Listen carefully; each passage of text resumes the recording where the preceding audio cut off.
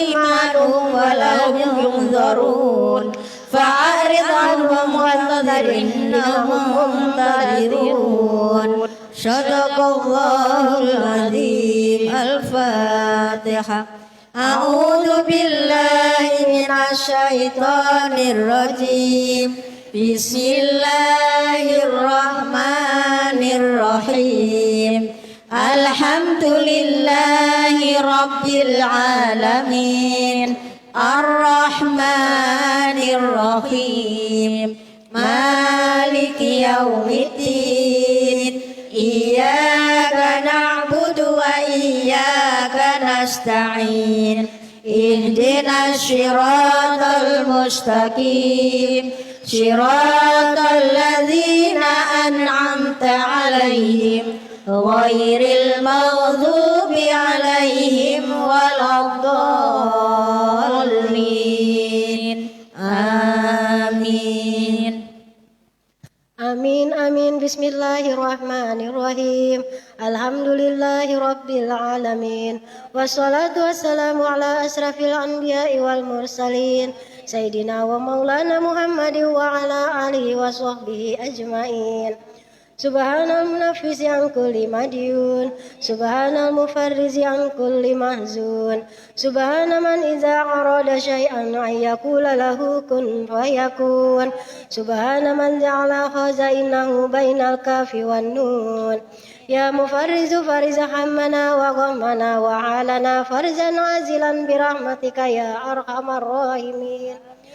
Allahumma innaka ja'alta surah Yasin liman qara'aha wa liman quri'at alaihi alfa sifai wa alfa quwati wa alfa dawai wa alfa ilmi wa alfa barakah wa alfa salamati wa alfa hajati wassamaitaha ala lisanin nabiyika Muhammadin sallallahu alaihi wasallam muhimmata ta'ummu lisahibiha khairat darain waddafi'ata tadafa'u anna kulla madarra ya kadiyal hajat wa ya dafi'al baliyat ihdi hazatina wa ya ilahal awwalina wa ya ilahal akhirin wa ya khairan nasirin wa man anzaltahu alaihi ya rabbal alamin bibarakati surah Yasin.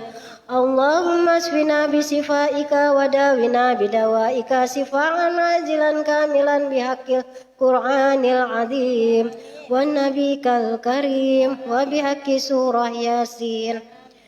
Wa sallallahu ala khairi halki sayyidina Muhammadin wa ala alihi wa sahbihi wa sallam.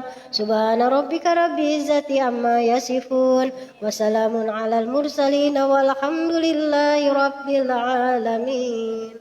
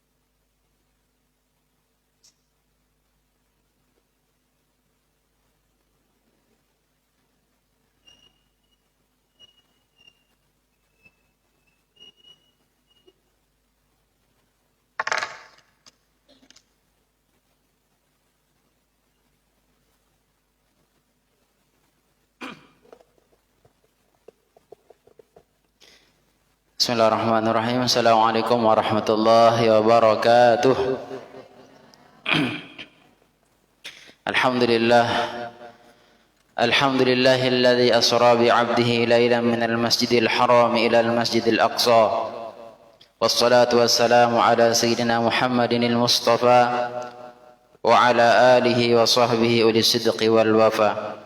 Allahumma aslih ummata Muhammadin sallallahu alaihi wasallam وفرج عن أمة محمد صلى الله عليه وسلم وارحم أمة محمد صلى الله عليه وسلم وانشر واحفظ وأيد نهضة الوطن في العالمين بحق محمد sallallahu alaihi wasallam.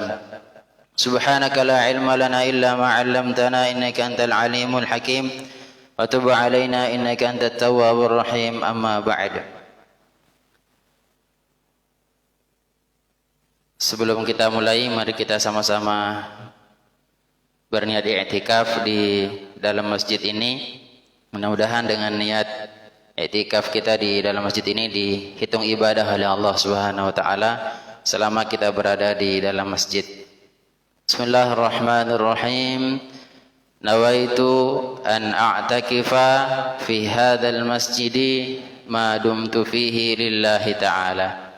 Saya berniat i'tikaf di dalam masjid karena Allah taala.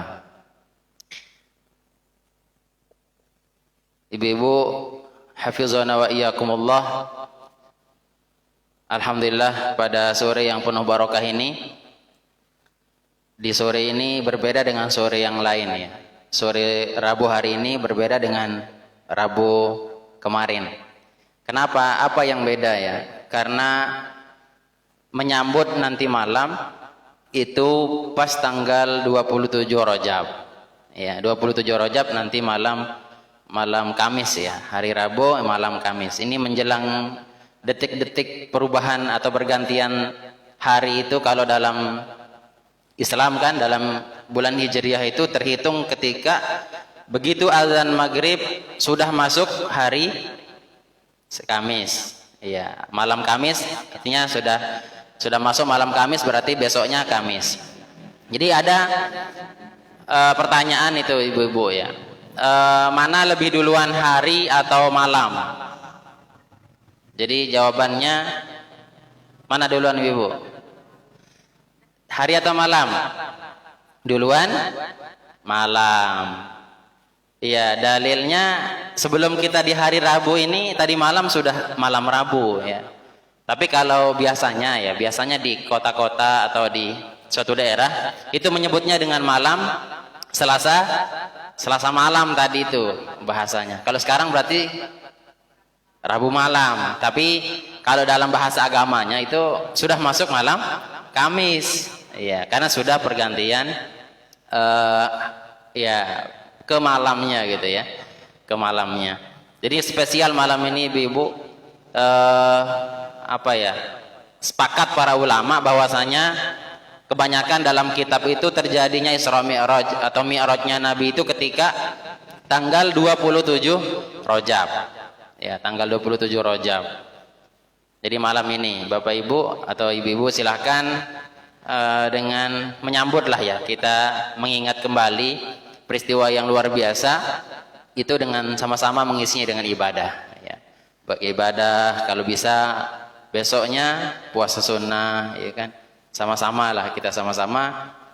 Iya, kalau ndak sekarang kapan lagi kan gitu. Kalau ndak kita siapa lagi? Ya, mumpung masih sehat ibu-ibu ya. Ya, supaya bertambah umur, bertambah barokah, bertambah amal ibadah. Ma'asyiral muslimin, ya ibu-ibu yang kami muliakan. Jadi ada dua momen yang luar biasa yang coba kami ingin uraikan pada kesempatan hari ini. Pertama terkait dengan Isra Mi'raj ya. Pertama Isra itu biasa kita sebut dengan Isra Mi'raj. Kalau bahasa Al-Qur'annya beda ibu-ibu ya. Subhanalladzi asra, menggunakan kalimat asra. Beda Isra dengan Asra ya. Kalau Asra itu dalam konteks Al-Qur'an yang saya bacakan tadi, Maha suci Allah yang telah memperjalankan hambanya pada sebuah malam dari Masjidil Aqsa ke Masjidil Haram ke Masjidil Aqsa.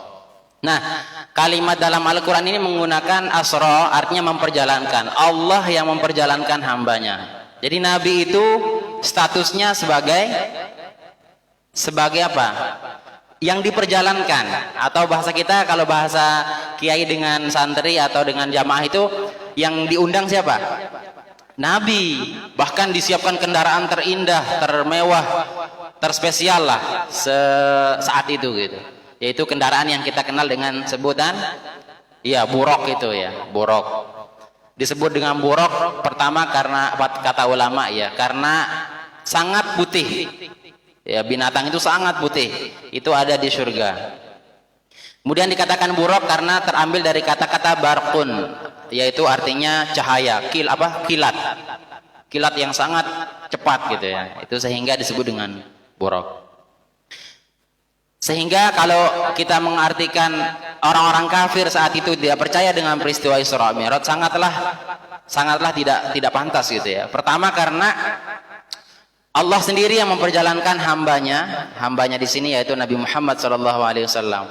Jadi kalimat memperjalankan itu atas kuasa Allah. Allah siapkan sendiri kendaraannya, luar biasa ya. Maka kalau sampai sekian malam terjadi peristiwa itu hanya 1 malam, itu suatu yang biasa ya, kan sering dicontohkan oleh ulama kita itu semut atau apa yang biasa ya, binatang yang kecil jalannya lambat sekali. Apa Bu biasanya? Keong ya. Keong itu kan jalan paling sejam itu belum sampai dapat 1 kilo atau 1 kilometer, tidak dapat itu ya. Apalagi nanti lewat motor ditabraknya tidak sampai jalan lagi gitu ya. Nah, jadi kalau kita perjalankan ini keong, beda kalimatnya. Kalau keong berjalan sendiri dengan diperjalankan oleh orang lain, itu beda. Kalau berjalan sendiri ya dia akan lama nyampenya. Tapi kalau diperjalankan, ada orang yang mengambil, ditaruh di sakunya, bawa pakai motor. Baru misalkan sampai Balikpapan. Cerita sama teman-temannya, tadi saya dari Samarinda, padahal sampainya sekitar 2 jam atau 3 jam lah. Teman-temannya nggak percaya kalau si keong itu berjalan sendiri. Kalau berjalan sendiri tidak mungkin akan nyampe 3 jam ya. Kalau jalan sendiri mungkin 3 hari 3 malam tidak nyampe kan gitu. Tapi diperjalankan oleh orang lain, orang yang membawa dia. Nah, ini kalimat yang kita ambil pertama ya. Kemudian pada peristiwa Isra Mi'raj itu sepakat ulama bahwasanya terjadi pertama untuk litasliyah lin nabi ya, untuk mengobati perasaan Nabi yang saat itu dalam keadaan gundah gulana ya. Dalam keadaan apa? Dalam keadaan sedih lah ya. Karena Nabi itu memang kita akui Bapak Ibu bahwasanya Nabi itu adalah manusia namun tidak seperti manusia. Al-basyaru laisa kal-basyari, katanya dalam ya yang sering kita baca itu ya, Maulid Diba ataupun Simtud Duror ya. Nabi itu manusia memang, tapi tidak seperti manusia. Keistimewaannya luar biasa ya. Berarti kalau Nabi itu manusia, ada sisi manusianya, berarti pernah yang namanya sedih, gembira, itu biasa. Nah, ketika saat itu terjadi peristiwa yang namanya tahun yang disebut dengan Amul Huzni, tahun kesedihan. Tahun kesedihan itu terjadi pertama karena istri beliau yang mulia. Siapa istri beliau yang meninggal saat itu? Siti siapa Ibu? Sedikit kita belajar sejarah lah ini, mengungkap belajar sejarah sedikit, mengingat kembali, merefresh ingatan kita. Siapa? Siti Khadijah. Kalau kita Indonesia menyebutnya Khadijah ya. Yang benar itu Khadijatun ya. Istri beliau yang bernama Siti Khadijah itu luar biasa. Janda kaya raya. Kemudian sosok yang mulia, keturunan mulia ya saat itu ya. Pedagang yang sangat sukses. Menikahi Nabi. Kemudian semua hartanya itu semuanya diserahkan kepada Nabi untuk perjuangan untuk majunya agama Allah, ad-dinul Islam saat itu. Jadi beliau ini tidak pernah ragu-ragu dalam memberikan semua hartanya kepada suami tercinta untuk perjuangan agama. Jadi ini ibu bisa ambil pelajaran ketika bapak di rumah ya pergi ke masjid atau pergi berjuang di jalan Allah mencari nafkah, itu kita ikhlaskan ya, ikhlaskan sepenuhnya dari ujung rambut ke ujung kaki gitu ya. Jangan ada sedikit-dikit misalkan mohon maaf curiga gitu ya. Yakin sajalah ya. Kalau kita sama-sama terbuka, kita yakin bahwa dia jujur, insya Allah ya rezekinya akan berkah nanti kan gitu. Karena ada, mohon maaf, sebagian tempat ibu-ibu ada ceritanya para suami itu kayak diteror sama istrinya. Begitu keluar gerbang saja sudah di WA, sudah ditelepon, di mana ini, di mana. Masya Allah, yakin sajalah ya. Apalagi suami kita bekerja mengajar, itu luar biasa ya. Nah, ini yang pertama. Siti Khadijah ini meninggal dunia ibu-ibu. Begitu meninggal, sebelum meninggal ada wasiat beliau. Siti Khadijah berwasiat pada Nabi. Ini terekam, catatan ini tertulis dalam sebuah kitab ya. Itu mengatakan ini, wahai Rasulullah, sepeninggalku ini, jika engkau tidak ada menjumpai sampan atau kapal untuk berlayar menuju suatu tempat untuk berdakwah, dan kapal itu akan bisa sempurna kalau misalkan tulang saya yang sebagai penambalnya, ambil, buka kuburan saya, ambil tulang belulang saya, lalu jadikan sebuah kapal. Saking luar biasanya Siti Khadijah, Masya Allah ya. Tapi kalau kita mungkin ibu-ibu zaman now, zaman sekarang beda mungkin wasiatnya ya. Pak, nanti kalau saya mati jangan nikah lagi gitu mungkin ya. Tapi ibu-ibu di sini enggak, di sana jauh ya. Contoh nih jauh nih, di sini ibunya soleh-solehah semuanya. Artinya ya yang wasit itu yang bermanfaat lah ya. Nah, yang kedua, saat itu meninggal paman beliau. Siapa? Abu Thalib.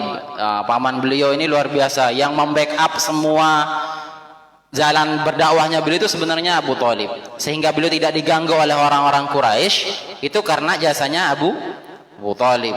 Meninggal saat itu, yang membesarkan beliau ya, setelah meninggalnya ibunda Siti Aminah. Nah, Abu Thalib ini luar biasa. Kemudian, nah, sedih ya, sedihnya luar biasa beliau. Sedihnya sehingga Allah Subhanahu wa taala untuk menghibur hati beliau, salah satunya adalah dengan cara Isra Mi'raj ya. Diperjalankan untuk memperlihatkan linuriyahu min ayatina. Dalam ayat surah Al-Isra itu, untuk kami memperlihatkan tanda-tanda kekuasaan kami.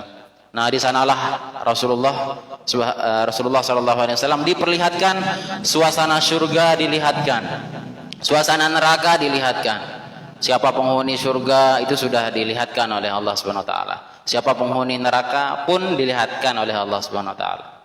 Jadi Rasul itu terhibur melihat umatnya yang paling banyak masuk surga. Bahkan Nabi mengatakan, kullu ummati yadkhulunal jannah, semua umatku pasti masuk surga. Nah, jadi ini kita semua ya yakin bahwa umat beliau itu karena apa ya? Kita yakinlah ya bahwasanya beliau adalah memang kita selaku umat terakhir ya dari beliau, maka akan masuk surga semuanya. Ya, masuk surga. Dan beliau sendiri nanti akan apa ya? Bahasa sambutan itu luar biasa nanti di surga. Beliau akan mencari aina ummati, mana umatku, mana umatku. Nah, sedikit ke sejarah Bapak Ibu ya, ibu-ibu. Di kalimat ketika beliau dalam keadaan sedihnya yang luar biasa, ya apa namanya? Hadirlah sosok yang mulia, sahabat yang luar biasa disebut dalam Al-Quran. Siapa itu? Sayyidina Abu Bakar As-Siddiq. Abu Bakar itu sahabat Nabi sekaligus hubungannya dengan Nabi apa? Mertua. Jadi itu ibu-ibu ya.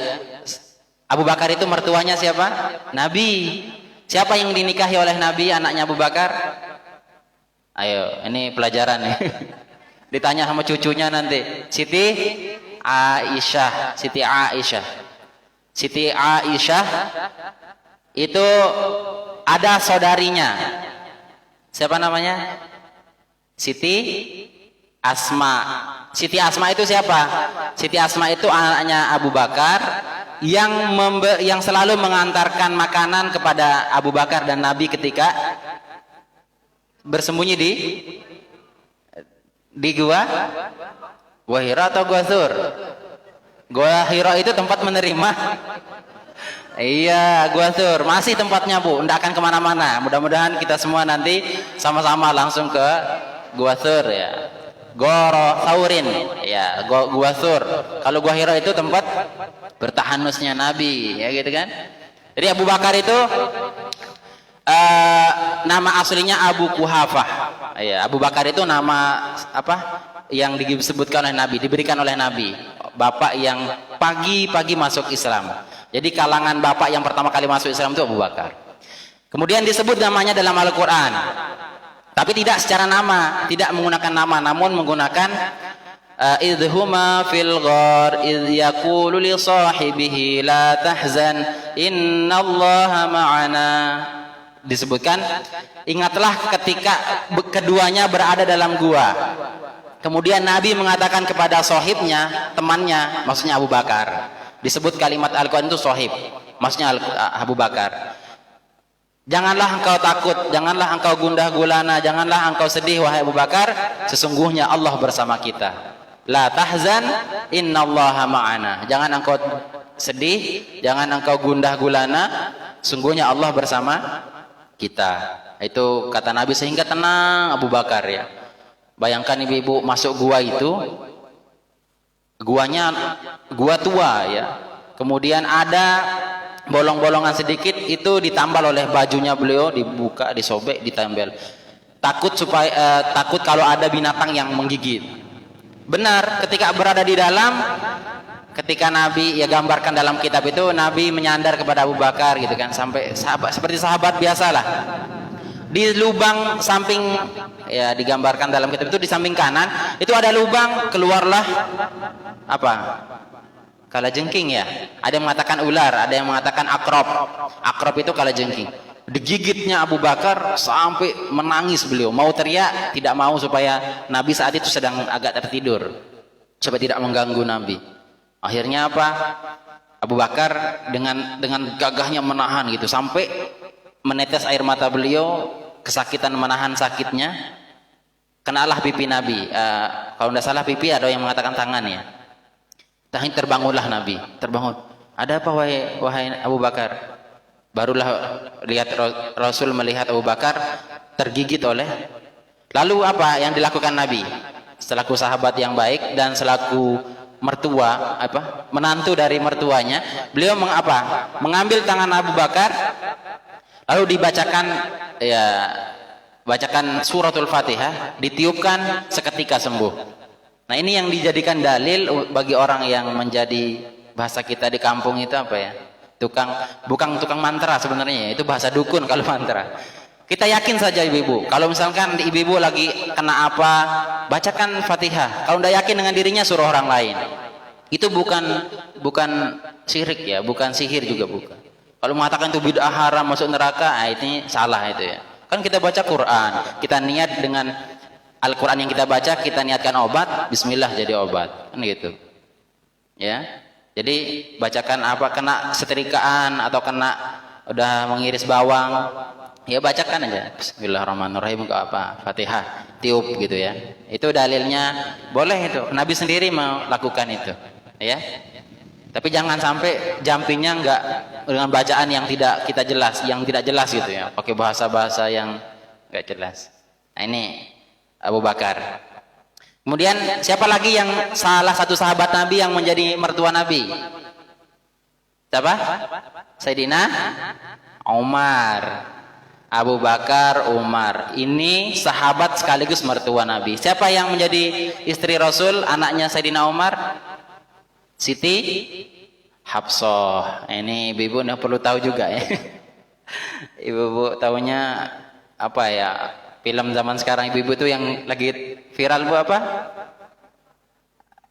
Iya itu drama Korea, drakor.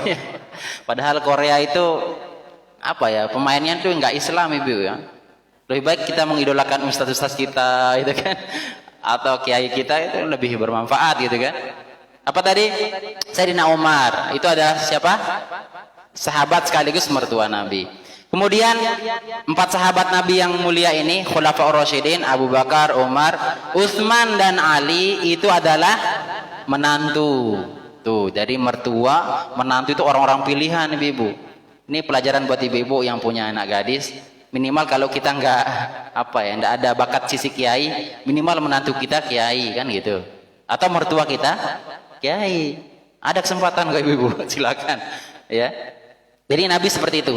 Sahabat dua ini Sayyidina Utsman itu menantu beliau. Bahkan dua yang dinikahi oleh Sayyidina Utsman, anaknya Nabi. Siapa anak Nabi yang dinikahi Utsman?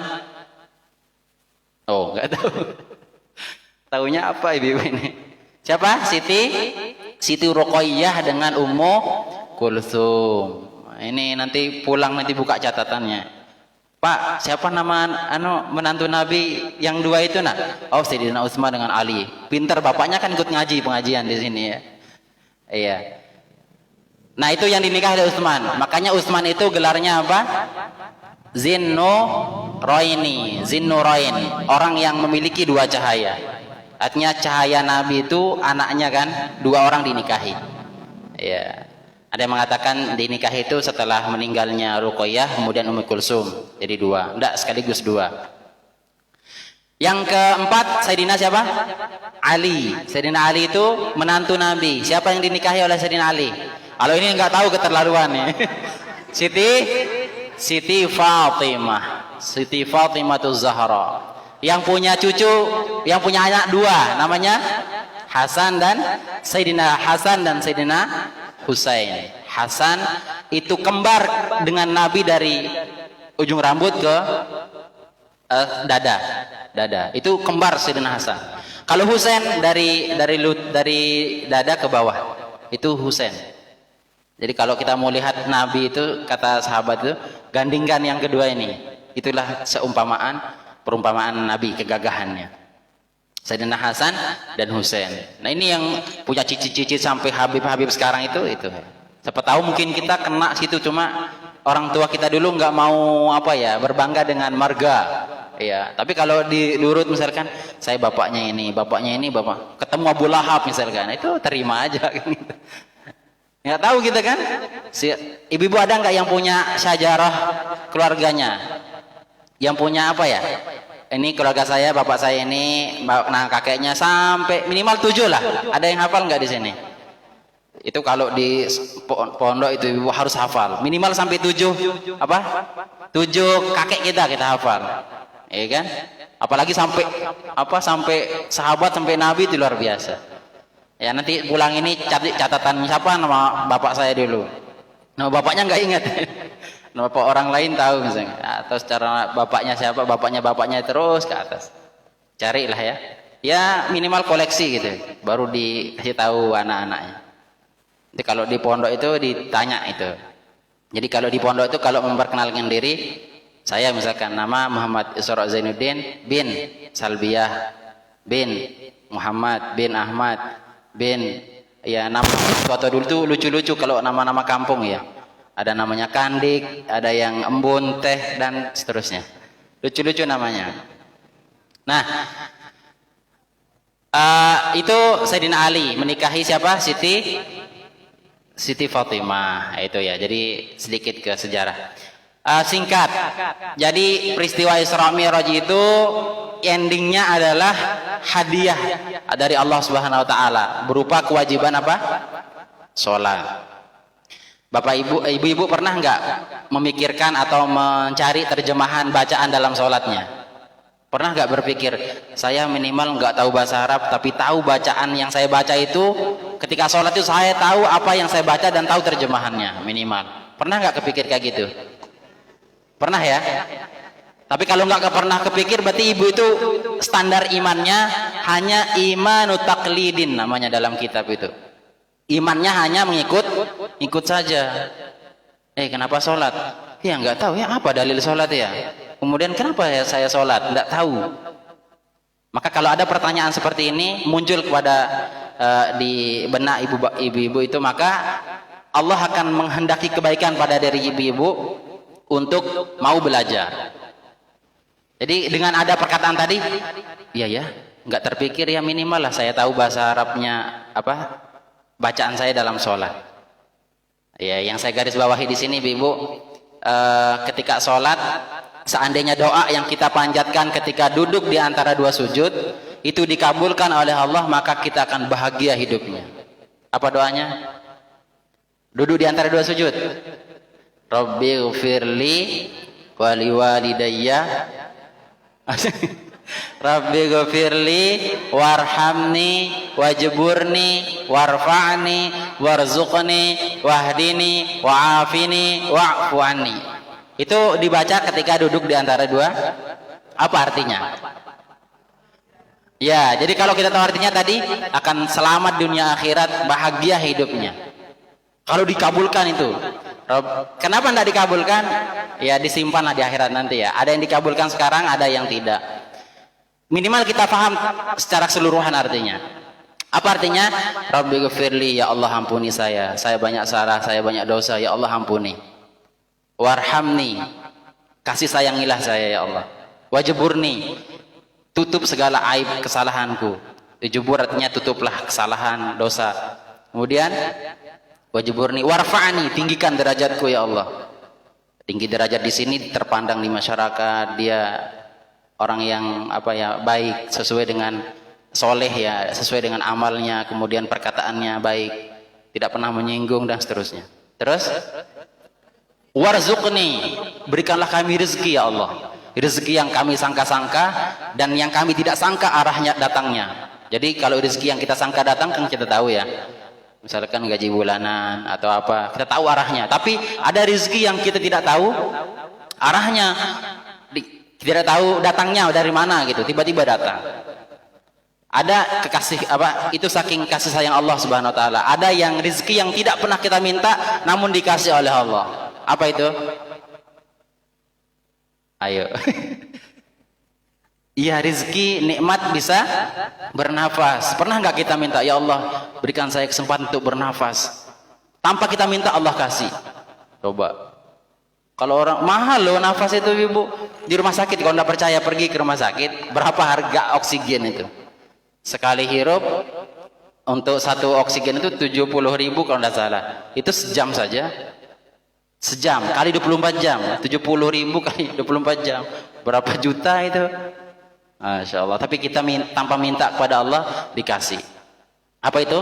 Nikmat atau nikmat hidup. Pernah nggak kita minta kepada Allah, ya Allah hidupkan nanti saya pada tahun 2020 misalkan? Nggak pernah. Tapi Allah kasih nikmat hidup. Nah ini perlu kita syukuri ya. Wajburni warfa'ni warzuqni wahdini, ya Allah berikanlah kami petunjuk, tunjuki kami, bimbing kami artinya. Kalau ini kan saya ya. Warzuqni wahdini wa'afini, dan sehatkanlah badanku ya Allah. Coba kalau ini diterima oleh Allah kan enggak sakit-sakit gitu ya. Paling sakitnya orang miskin, batuk, pilek, selesai ya. Ya kayak orang kaya, sakitnya agak kaya sedikit kan gitu. Sesuai dengan keadaan lah. Kalau hanya penghasilan kita segini, enggak mungkin akan Allah kasih ujian yang sampai penyakitnya besar. Ya paling beli bodrek di warung, minum, sehat. Warzuqni wahdini wa'afini wa'fu anni, sehatkan badan kami, kemudian dan ampunilah, maafkanlah kami ya Allah.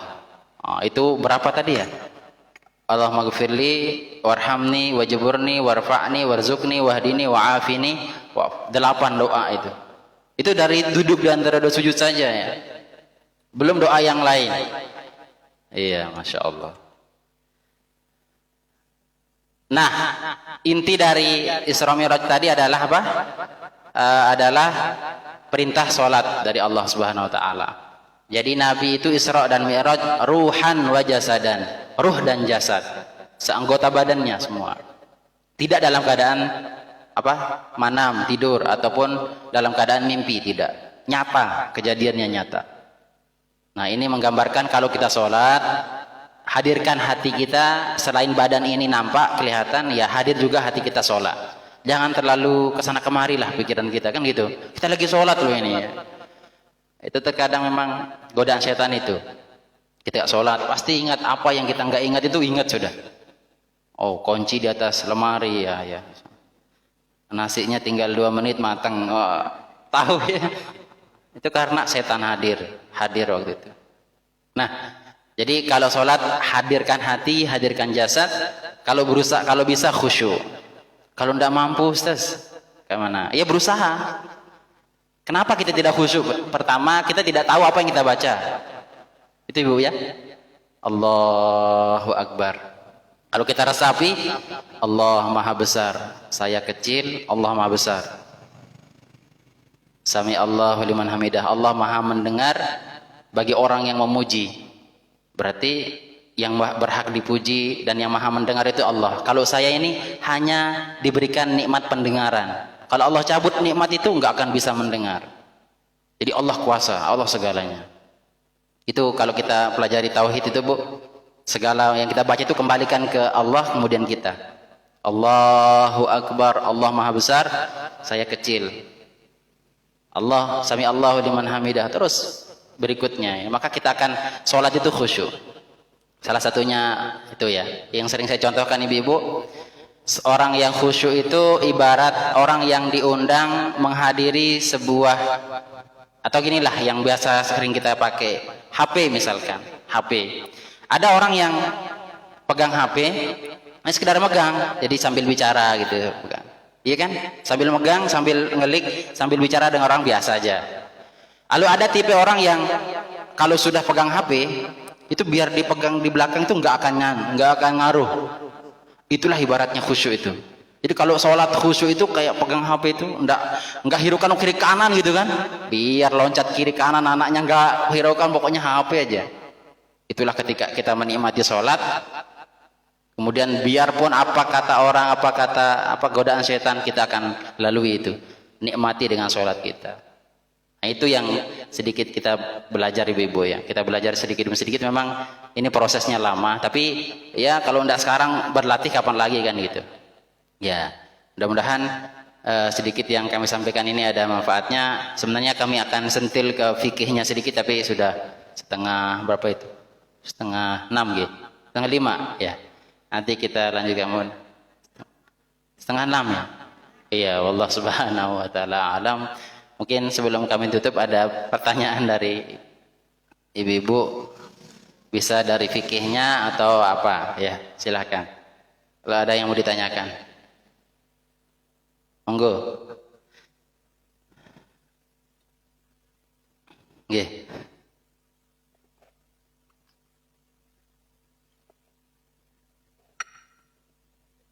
Nggih.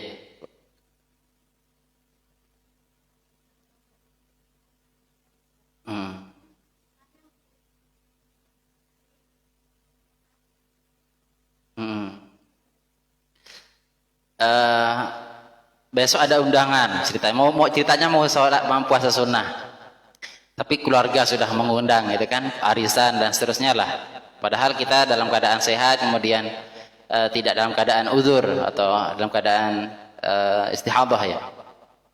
Maka apa ya tadi ya, pertama yang penting niat aja dulu, niat puasa ya kan.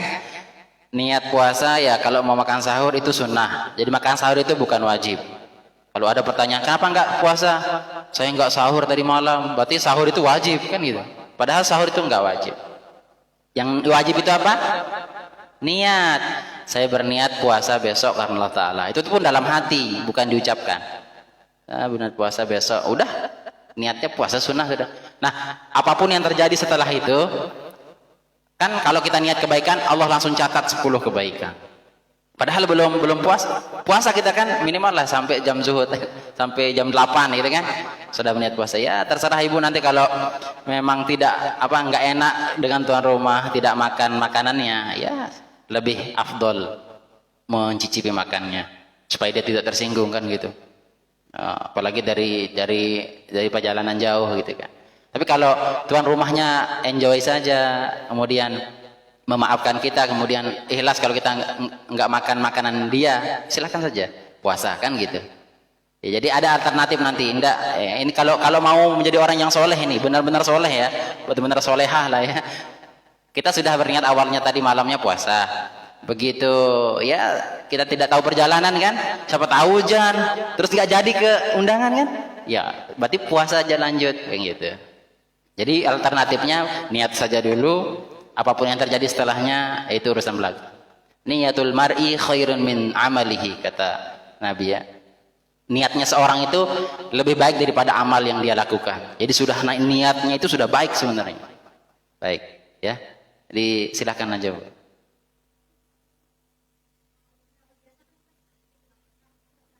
Iya. Iya, iya. Iya. Jadi kembalikan ke pribadi masing-masing kayak tadi itu. Jadi kembalikan ke ibu, kalau ibu nggak enak ya silakan dosa puasa, tapi tadi sudah niat puasa awalnya. Karena puasa sunnah maka sudah tercatat. Catat ya, catat sekalipun tidak sempurna ya, tapi sudah niat kan. Ketimbang nggak sama sekali kan gitu. Tapi ini catatan, Bu, ada tanda petik bagi yang masih punya itu kodoan puasa, dikodok dulu puasanya ya, bayar dulu puasanya baru puasa sunnah. Jangan ngeyel, saya puasa sunnah dulu, nggak usah nanti yang wajibnya masih bulan Syaban masih ada gitu. Jadi caranya itu kodok dulu baru puasa sunnah ya. Kalau mau kodok besok silahkan niatnya kodok, saya berniat kodok puasa yang sudah lalu misalkan fardu karena Allah Ta'ala, insya Allah akan dapat barokah hari itu ya. Walaupun tidak berniat sekaligus puasa sunat ya Allah misalkan, nah itu enggak usah digabungkan jadi satu aja niatnya puasa wajib. Kalau memang puasa wajib, kalau memang tidak ada puasa kodok sebelumnya maka niatnya sunnah ya. Tergantung kita masing-masing sudah yang ngatur itu, karena sunnah ini bukan wajib. Nggih.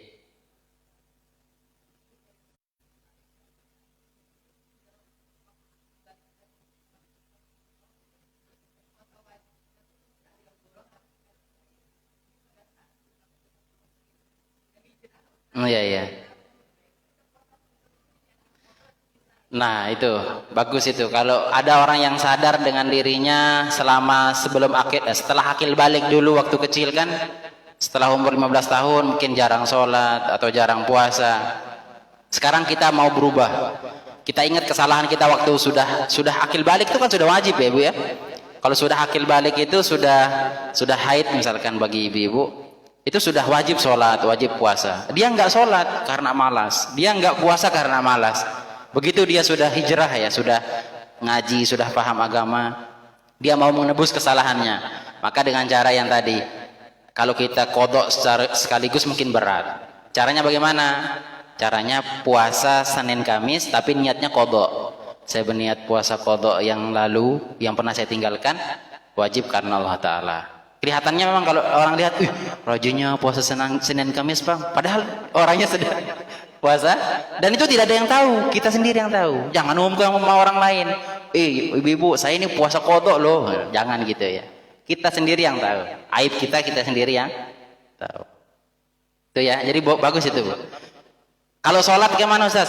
Setiap mau sholat qobliyah ba'diyah itu niatkan sholat kodok yang pernah kita tinggalkan dulu. Saya yakin, seyakin-yakinnya yang namanya kita manusia pernah meninggalkan secara lupa ataupun sengaja. Ya caranya gitu tadi, menebusnya dengan bagaimana kalau tidak ditebus? Ya nanti di akhirat itu kami tidak ada ranah itu ya.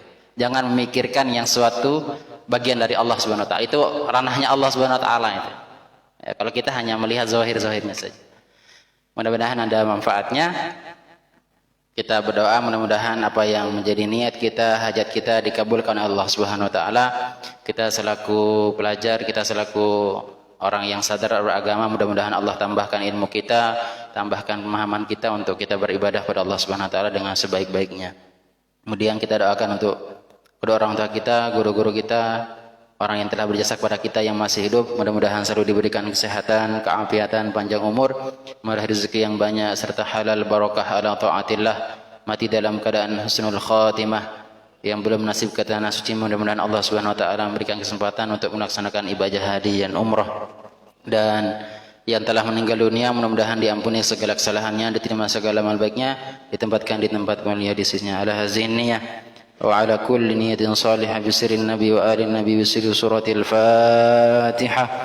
أعوذ بالله من الشيطان الرجيم بسم الله الرحمن الرحيم الحمد لله رب العالمين الرحمن الرحيم مالك يوم الدين إياك نعبد وإياك نستعين اهدنا الصراط المستقيم صراط الذين أنعمت عليهم غير المغضوب عليهم ولا الضالين آمين آمين يا الله يا رب العالمين. بسم الله الرحمن الرحيم الحمد لله رب العالمين والصلاة والسلام على أشرف المرسلين سيدنا محمد وعلى آله وصحبه أجمعين. اللهم بارك لنا في رجب شعبان بلغنا رمضان. اللهم بارك لنا في رجب شعبان بلغنا رمضان. اللهم بارك لنا في رجب شعبان بلغنا رمضان في صحة وعافية برحمتك يا أرحم الراحمين. اللهم انفعنا بما علمتنا وعلمنا ما ينفعنا وزدنا علما وفهما برحمتك يا أرحم الراحمين. ربنا آتنا في الدنيا حسنة وفي الآخرة حسنة وقنا عذاب النار وادخلنا الجنة مع الأبرار يا عزيز غفار رب العالمين. صلى الله وسلم على سيدنا محمد النبي الأمي وعلى آله وصحبه أجمعين. الحمد لله رب العالمين. العفو منكم. السلام عليكم ورحمة الله وبركاته.